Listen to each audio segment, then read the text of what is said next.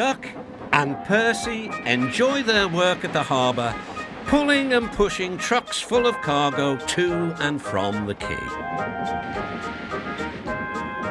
But one morning, the engines were exhausted. The harbour was busier than ever.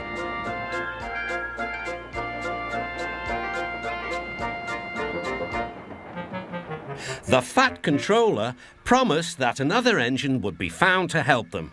"Huh, it's about time," said Percy. "I ache so much I can hardly get my wheels to move," agreed Duck. They waited for the engine to arrive. It came as a shock when he did. "Good morning," squirmed Diesel in his oily voice. The two engines had not worked with Diesel for a long time. "What are you doing here?" gasped Duck. "Your worthy fat, Sir Topham Hatt sent me. I hope you are pleased to see me. I am to shunt some dreadfully tiresome trucks." "Shunt where?" said Percy suspiciously. "Where? Why, from here to there," purred Diesel, "and again from there to here. Easy, isn't it?" With that, Diesel, as if to make himself quite clear, bumped some trucks hard. "Woo!" screamed the trucks. "Grrr!" growled Diesel. Percy and Duck were horrified. They did not trust Diesel at all. They refused to work and would not leave their shed. The Fat Controller was enjoying his tea and ice bun when the telephone rang. "So there's trouble in the harbour yard? I'll be there right away." Diesel was working loudly and alone. Cargo lay on the quay. Ships and passengers were delayed. Everyone was complaining about the Fat Controller's railway.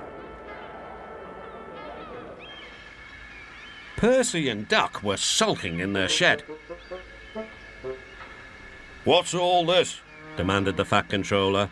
We're on strike, sir," said Percy. "Yes," added Duck. "Beg pardon, sir, but we won't work with Diesel, sir." Then, in a quiet, hurt voice, he added, "You said you'd sent him packing, sir."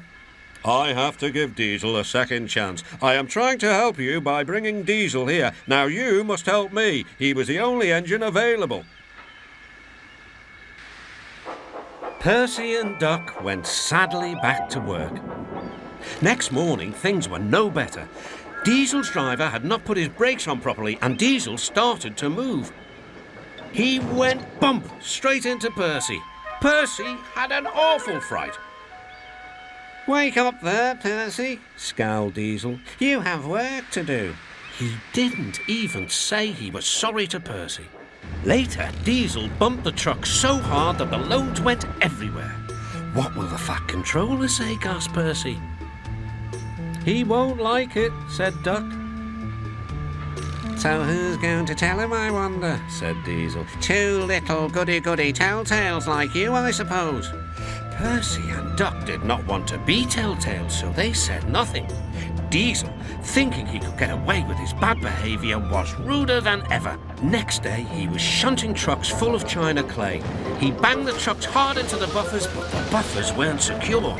The silly trucks were sunk. Soon, the Fat Controller heard the news. The trucks were hoisted safely from the sea, but the clay was lost. The Fat Controller spoke severely to Diesel. "Things worked much better here before you arrived. I shall not be inviting you back." "Now, Duck and Percy, I hope you won't mind having to handle the work by yourselves again." "Oh, no, sir. Yes, please, sir," replied the engines. Whistling cheerfully, they puffed back to work, while Diesel sulked slowly away.